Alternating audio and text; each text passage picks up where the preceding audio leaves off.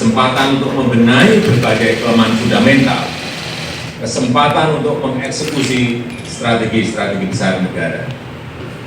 Saya percaya PAN sejalan dengan semangat yang saya sampaikan tadi, sejalan dengan semangat pemerintah yang sedang menjalankan rahmat, berkah, dan kesuksesan dan ridhonya kepada kita semuanya.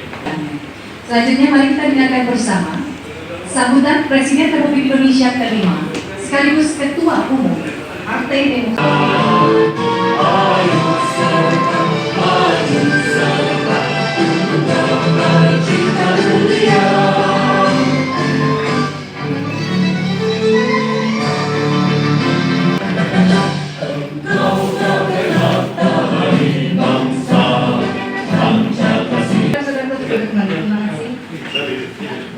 Ulang tahun PAN yang ke-22.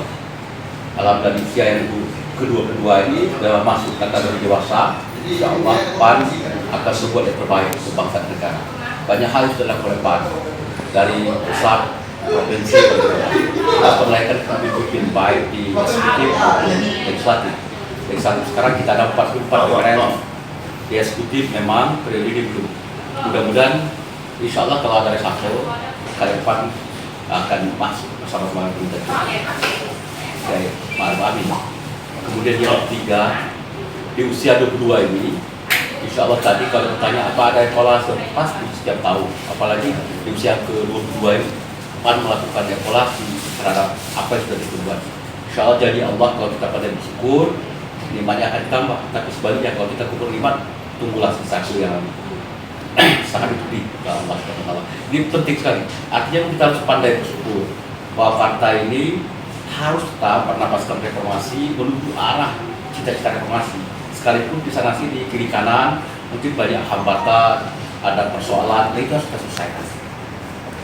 Tadi mulai dari pidato Presiden Pak Jokowi, kemudian pidato Bu Mega, AHY, kemudian Ketua Umum PP Muhammadiyah, Sekjen PP Muhammadiyah, semua diberikan arahan, tausiah tentang apa yang sebaiknya atau seharusnya dilakukan oleh PAN.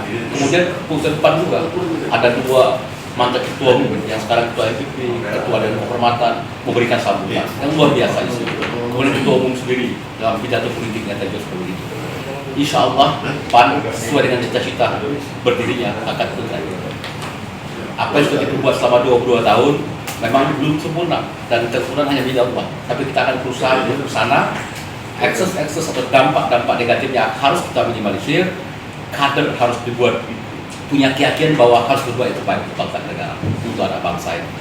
Insya Allah itu khusus untuk PAN Sumsel. Kita berharap di usia 22 ini PAN Sumsel makin solid.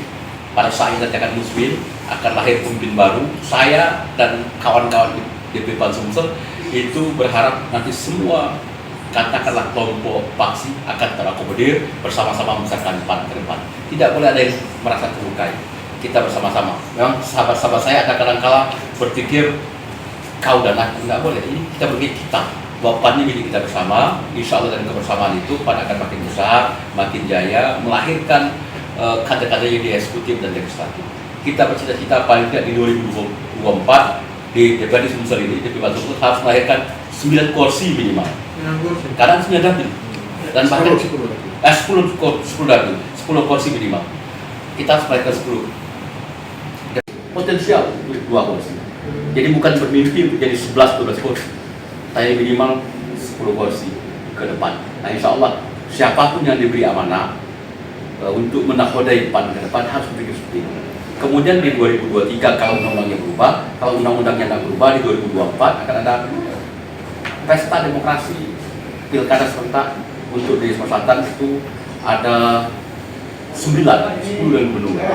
Itu PAN harus mampu melahirkan kader-kadernya itu duduk di eksekutif, jadi gubernur, jadi bupati, jadi wali kota. Dan itu bukan bermimpi. Terbukti sekarang PAN sudah melahirkan 2 bupati yang kader asli, kader berperkara. Akan berbeda. Yang diusung itu kader sendiri dengan yang dikaderkan, berbeda nilai kekaderannya. Itu sudah kita buktikan. Nah, pemilu sekarang di 2020 ini akan ada 7 pilkada di Sumatera Selatan. Nah, kita mendorong ada 1 kader kita di paling ya kita dorong untuk jadi eksekutif, jadi wakil bupati.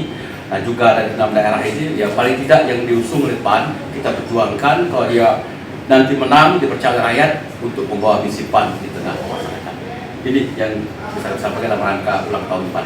Di SK yang dikeluarkan itu dibunyikan bahwa seluruh kader di setiap tingkatan untuk pilkada yang sudah dikeluarkan oleh DPP harus taat, tegak lurus, tidak boleh kiri kanan. Bagi kader, apalagi pengurus partai, apalagi yang DPRD yang tidak patuh terhadap DPP, maka akan dikenai sanksi sesuai tingkatannya. Kalau untuk target sendiri Kak, 7 pilkada ini Kak, dari PAN sendiri berapa? Apa? Berarti 7 ini menang semua Kak ya? Jangan lupa subscribe, share, komen, dan like ya.